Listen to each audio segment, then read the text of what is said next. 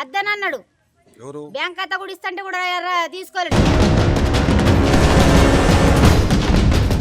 నేను వార్డ్ నంబర్ని నేను ఒంటి కష్టం చేసుకొని నా భర్తకు చూపెట్టుకోవాలా. నేను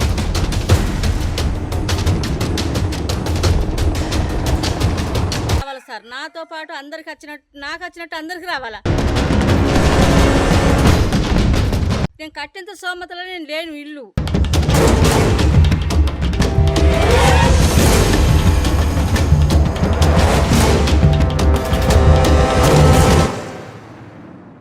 మాకు పూరు గుడిసె అయితే నా భర్తకు కాలు చేయబడిపోయింది. నేను ఒంటి కష్టం చేసుకొని నా భర్తకు చూపెట్టుకోవాలా, నేను ఇంట్లో నడుపుకోవాలా. నాకు పూరు గుడిసెలా ఉండదలుసుకోలేదు. గడ కళ్ళు అమ్ముకున్న, ఇంతకుముందు కళ్ళు అమ్మిన బట్టలే ఇప్పుడు వాళ్ళు ఉండమని చోట ఇస్తే అక్కడ ఊరవతల ఉన్నా సార్. మరి నా బతికేంది, నా భర్త బతికేంది? పూర పేదవాళ్ళం. మరి నాకు ఈ లిస్టులో పేరు వచ్చింది. నేను కట్టేంత సోమతలో నేను లేను ఇల్లు. నాకు దయచేసి గవర్నమెంటే సాయం చేయాలా, గవర్నమెంటే నాకు ఇల్లు కట్టియాలి సార్.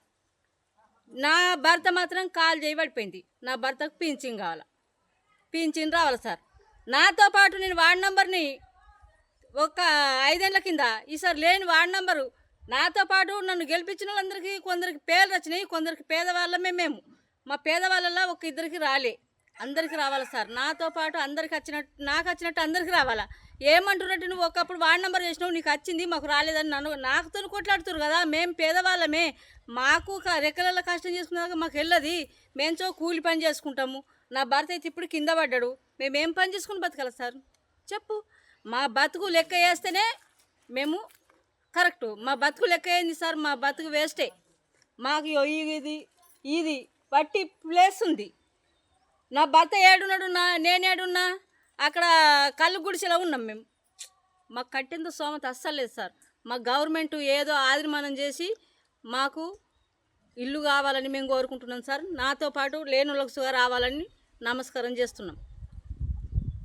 ఏది మీ సమస్య ఏంది ఇప్పుడు? మరి ఏంటంటే వచ్చి సర్వే చేసుకున్న తర్వాత ఇల్లు ఖైదులు అవి పట్టా అవి ఇదేమంటే తెచ్చి చూపెట్టిన తర్వాత రాసుకొని ఒక్కసారి కాదు 2 సార్లు ఫోటోలు తీసుకున్నారు. ఫోటోలు తీసుకొని ఇదే గుడిసేది ఏం లేదు. మరి దానికి ఆదిమానం ఏంది అని అంటే వస్తే కంపల్సరీ అని చెప్పిండ్రు. చెప్తే మరి అందుకని ఇక సరే వాళ్ళు రాసుకొని పోయిండ్రు కదా మరి అని సపడాక మేము ఒప్పుకున్నాము అంతే. వచ్చిందా మరి? రాలేదు, మాకు లిస్టు రాలేదా? రాలేదు. లిస్టులో రేషన్ కార్డులు రాలేవు, ఇవి రాలేవు. ఇది రైతు ఆత్మీయ భరోసా అది కూడా రాలేదు. అడిగిరా మరి? అడిగినాం, ఏమన్నారు? రాలేదు, వచ్చే మళ్ళీ దాంట్లో వస్తాయని చెప్పిండ్రు. వాళ్ళ దాంట్లో అంటే నీకు ఒక్కడికి రాలేవా, ఊర్లోకి రాలేవా?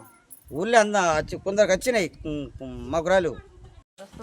పొలాలు అవి ఉన్నోళ్ళకి వాళ్ళకి వచ్చినాయి, మాకు అయితే ఏం రాలేదు. మాకైతే ఒక జానులకు బయట భూమి లేదు, ఉన్నది ఇది ఒక గుడిసె. కట్ట పని చేస్తే కట్ట పని బుక్కు రయ్యలేడు సార్, ఏం రయ్యలేడు. కాకపోతే మై 3 తీసుకున్నాడు. నా బియ్యం కార్డు ఒకటి, నా ఆధార్ కార్డు, నా కొడుకుది, ఈ 3 తీసుకున్నాడు. ఉన్నోడికి ఏమో వస్తున్నాయి, లేనోడికి ఏమో ఏం లేదు.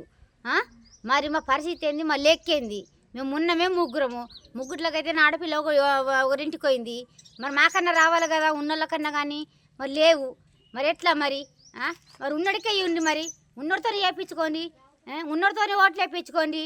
మాతో చేయాలంటికి, మాతో మా దగ్గరికి రావడం ఏంటికి? మరి గెలిపించుడు మేము ఎక్కుడు వాళ్ళు, పైరోళ్ళు చేసుడు వాళ్ళు, అన్నీ చేసుడు వాళ్ళే. నిన్న అప్లికేషన్ పెట్టుకున్నావు నువ్వు? పెట్టినా కానీ 3 తీసుకుని నేను చెప్తున్నా. నా కొడుకు ఒకటి ఆధార్ కార్డు, నాది ఒకటి ఆధార్ కార్డు, బియ్యం కార్డు ఒకటి తీసుకున్నాడు. కట్ట పని కూడా బుక్ కూడా రాయలేడు. కట్ట పనికి పోయినావమ్మా? పోయినా. రైతు ఆత్మీయ భరోసా నీకు రాయలేదా? రాయలేదు, అద్దని అన్నాడు. ఎవరు? బ్యాంక్ ఖాతా కూడా ఇస్తుంటే కూడా తీసుకోలేదు. సెక్రటరీ సార్ అని చెప్తున్నా కదా. ఇవన్నీ ఇవ్వమన్నాడు, ఇవన్నీ రాపి అని అన్నాడు, కానీ తీసుకొని అన్నాడు. ఇవన్నీ రై సార్ కూడా అని అన్నా. నేను రై అని అన్నా. అందాం ఇవన్నీ ఎందుకమ్మా, నీకు ఇల్లు గురించి అన్నాడు కదా, ఇల్లు గురించి రాస్తారు అన్నాడు. చెట్టు కింద వండుకొని చెట్టు కింద తిన్నట్టు తింటున్నాం, మీరు చూస్తున్నారు ఆడకట్టోళ్ళు అందరూ.